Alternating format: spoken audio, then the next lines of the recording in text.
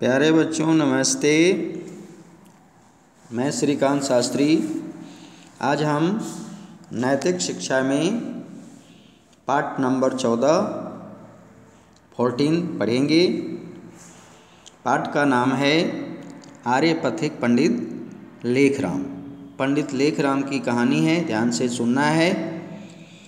प्रश्न है, आर्य किसे कहते हैं? आर्य जो श्रेष्ठ हैं, बुद्धिजीवी हैं, अच्छी सोच रखने वाले हैं, उनको आर्य कहते हैं। उन्हीं में से पंडित लेखराम भी आर्य हैं। पथिक राहगीर यानी इन्हें आर्य मुसाफिर, आर्य पथिक भी कहा गया, क्योंकि अपने वैदिक धर्म, वैदिक संस्कृति, सनातन धर्म को प्रचार प्रसार चलते हुए घूमते फिरते किया करते थे। आज यहाँ चले गए, कल वहाँ चले गए, इसलिए इनको आर्य मुसाफिर के नाम से भी जानते थे। महान पंडित लेखराम का जन्म पंजाब में चकवास तहसील के सैयदपुर ग्राम 8 चैत्र संवत 1915 विक्रमी में हुआ था। चैत्र महीना है और विक्रमी संवत बताया जा रहा है 1915। तो विक्रमी संवत क्या है? इसमें 57 वर्ष आगे चलता है। अगर 1915 में 57 वर्ष घटा लिया जाए तो हमें ईस्वी सन निकल जाएगा। यही फर्क है संवत और ईस्वी सन में। उनके पिताजी का नाम मेहता तारा सिंह था। 13 वर्ष के जब पंडित लेखराम हुए तो इनके पिता मेहता तारा सिंह एक देहाती स्कूल यानी गांव के स्कूल में पढ़ने लिखने के लिए भेज दिए। पढ़ने लिखने में बहुत कुशाग्र बुद्धि के थे, तेज बुद्धि के थे, इसलिए उर्दू फारसी पर इनको अधिकार हो गया, उर्दू फारसी पर पकड़ हो गया। अध्यापक टीचर जो थे इनके तर्क वितर्क से बड़ा खुश रहा करते थे। तर्क करते थे, ये प्रश्न का उत्तर क्या हुआ, ये कैसे हो गया। ये सारे ऐसे जो तर्क वितर्क हैं, प्रश्न पूछना, सुनना, उत्तर देना, तो इनसे जो अध्यापक लोग थे, टीचर थे, बड़े खुश रहा करते थे। कुछ ही दिनों में पंडित जी अरबी, फारसी और पंजाबी में कविताएं भी रचना शुरू कर दिया। शिक्षा समाप्त होने के बाद मात्र 17 वर्ष की उम्र में इनके चाचा पेशावर पुलिस में इन्हें भर्ती करा दिया, यानी पुलिस की नौकरी दिलवा दी। ये पुलिस की नौकरी करने लग गए। लोग कहते हैं पुलिस की नौकरी करते हुए, पुलिस विभाग में रहते हुए लोगों का खान पान, रहन सहन बिगड़ जाता है, पर पंडित लेखराम का कोई असर नहीं पड़ा। पुलिस में रहते हुए भी नियमित रूप से साधु संतों के साथ सत्संग करते थे, उनके उपदेश विचार सुनते थे, पूजा पाठ भी नियमित रूप से किया करते थे। पंडित जी गीता पाठ का नित्य हर रोज पाठ किया करते थे। इससे इनकी धीरे धीरे वेदांत में रुचि हो गई और वे अद्वैतवाद, केवल एक ही आत्मसत्ता, एक ही ईश्वर में विश्वास करने लग गए। इनके बारे में खूब इन्होंने अध्ययन किया, स्वाध्याय किया, पढ़ा। पंडित मुंशीराम कन्हैयालाल अलकधारी के ग्रंथों का इन्होंने अध्ययन किया और वैदिक धर्म के प्रति इनका आस्था दृढ़ हो गया, पैदा हो गया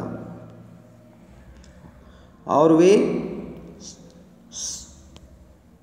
सनातन वैदिक धर्म का प्रचार प्रसार करने में लग गए।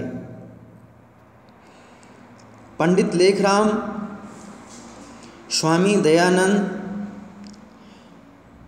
का दर्शन करने के लिए अजमेर में आए। उस समय आर्य समाज के संस्थापक स्वामी दयानंद अजमेर में आए हुए थे।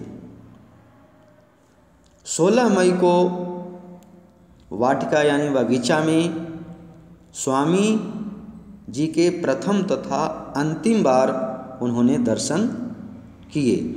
यानी कहने का मतलब है उस वाटिका में, उस बगीचे में स्वामी दयानंद के दर्शन स्वामी जी शुरू किए और अंत भी किए, यानी उसके बाद दर्शन कभी नहीं किए।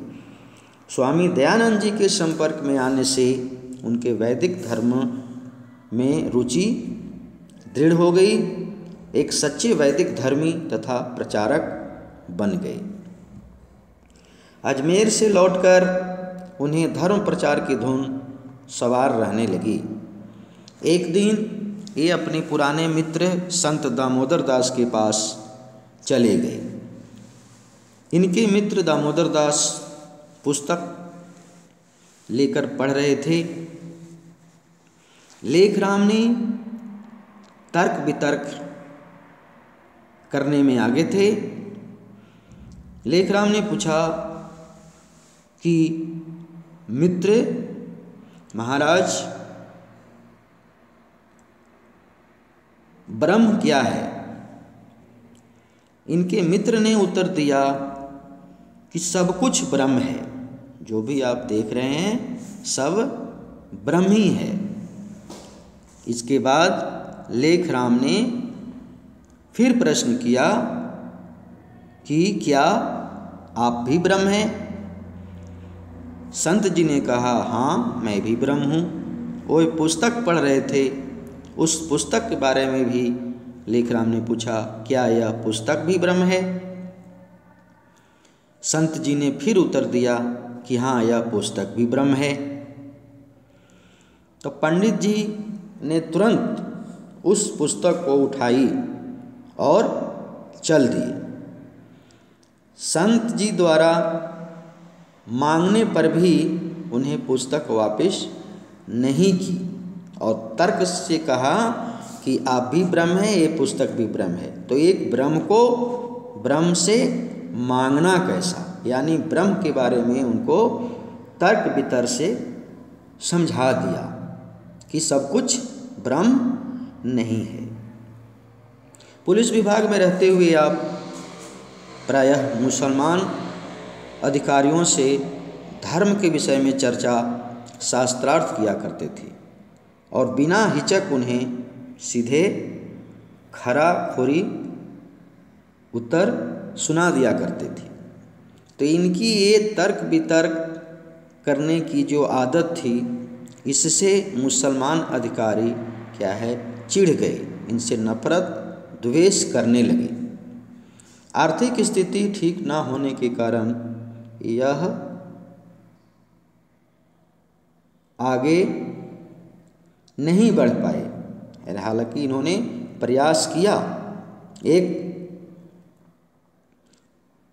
पुस्तक लिखी। उस पुस्तक का नाम है रिसाला सत्योपदेश। आर्थिक स्थिति नहीं चलने के कारण, इनके पास पैसे नहीं होंगे, तो उसके कारण यह जो ग्रंथ है या इन्होंने यह पुस्तक लिखी वह आगे नहीं चल पाया, नहीं बढ़ पाया। पुलिस अधिकारी इनके पक्षपात से तंग आकर उन्होंने इनके जो पुलिस में अधिकारी थे, जो मुसलमान थे, इनको बहुत तंग किया करते थे। लेकिन तंग करने के बावजूद भी ये अपने वैदिक धर्म हिंदू धर्म के लिए समर्पित थे। मुसलमानों से शास्त्रार्थ किया करते थे कि इस्लाम धर्म में क्या है, हमारे वैदिक धर्म में क्या है, हमारे सत्य सनातन धर्म में क्या है, इस सारी बातों को ये समझाया करते थे। इसलिए मुसलमान अधिकारी इनसे चिढ़ते थे, है ना, द्वेष करते थे।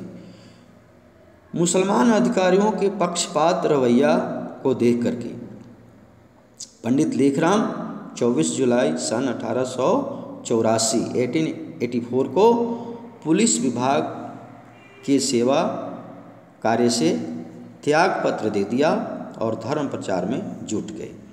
मुसलमानों ने शास्त्रार्थ करने में आपको काफ़ी आनंद आता था। मुसलमान से शास्त्रार्थ करते थे। मुसलमानों के मत का खंडन करने वाली कई पुस्तक इन्होंने लिखी, जिनमें इस्लाम मत पर तीखे आक्रमण किए गए थे। जैसे आर्य गजट अखबार के द्वारा आपने ईसाई, मुसलमान तथा अन्य पंथों के अनुयायियों के दिलों को हिलाकर रख दिया। 35 वर्ष की उम्र में पंडित लेखराम जी गृहस्थ आश्रम में प्रवेश किए, यानी विवाह किए। उनकी पत्नी का नाम लक्ष्मी देवी था। लक्ष्मी देवी एक सच्ची गृहिणी थी, घर चलाने वाली थी। घर गृहस्थी चलाते हुए भी वैदिक धर्म को रोका नहीं, आगे प्रचार प्रसार करते रहे। इनकी पत्नी भी साथ देने लग गई। इसके बाद आगे पढ़ाएंगे अगली वीडियो में। आप लोगों ने ध्यानपूर्वक सुना, इसके लिए धन्यवाद।